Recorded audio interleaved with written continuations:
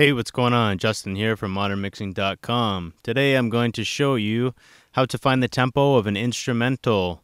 This is great for all you singer-songwriters that, download instrumentals or rappers, and you need to find the tempo because you want to copy and paste your courses. You need to find out the tempo so you can sync up your effects like your delays, your reverbs, all that sort of stuff.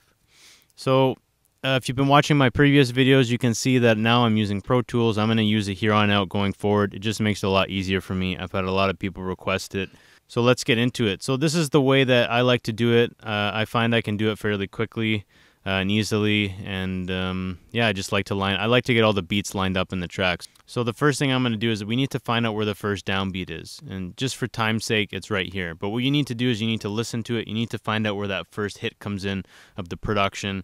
And make sure that first hit is the first hit of a bar. So in this case, I know it's over here. So what we want to do is we want to zoom in and chop out that first downbeat. So that's what we're going to do. I'm going to do it right here. Right at that part. So once we chop it out, we can go ahead and delete everything at the front. Have no fear. We'll return to that later. So just get rid of it for now. So now just slide this all the way to the beginning, the first bar, bar number 1, the first beat of the song. And that's what we want to do. Now we need to go ahead and find the tempo. So when you first open your transport, you're going to see this little guy here. He's going to be clicked, the little conductor. You're going to want to uncheck him so that gives us access to this tempo. So now what we need to do is we need to play the instrumental, and then we need to click here so that this is highlighted, the 120. That's standard for most DAWs is 120. That's what the session will start as. And then what we need to do is we need to tap. In this case, we're going to push T on our keyboards. T is in tempo. And what we need to do is we need to try to find an average of what we think the tempo is by tapping to the rhythm of the track. So let's do that now.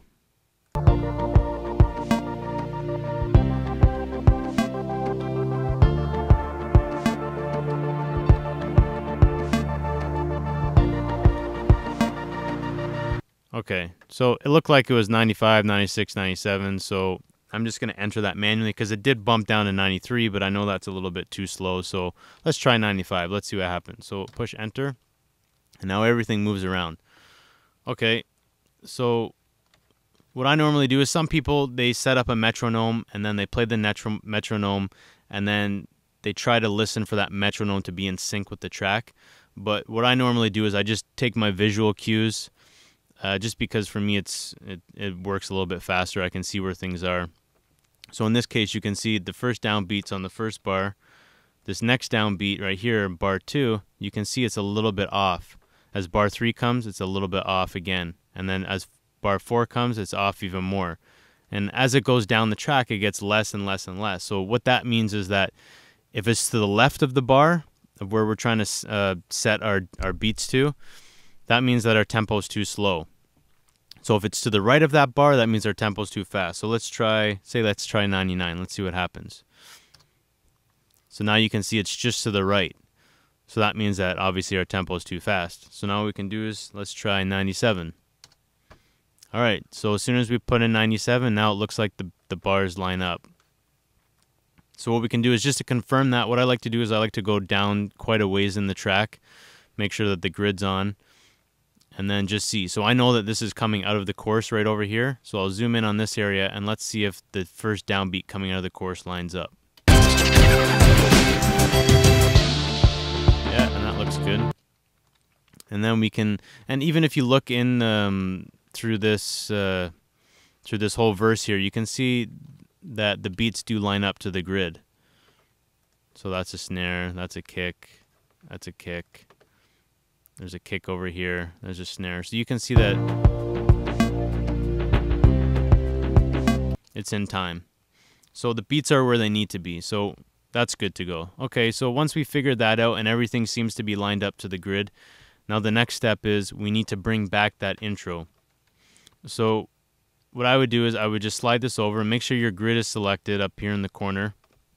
And that'll allow you to move this this beat around, or this instrumental around, and it'll snap it to the grid. So it'll snap it to every well, whatever you set it at. You can set it quarter notes, 8 notes, a full bar if you want, and it'll just snap to wherever you set it to.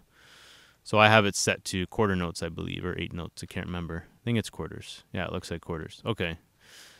So we'll just pull this out, and then once we do that, we can expand. And that looks like it's a little bit too far. So what we can do is we can bring it down a couple bars. Let's say 13. And that looks good. So let's go back to the beginning and see what happens.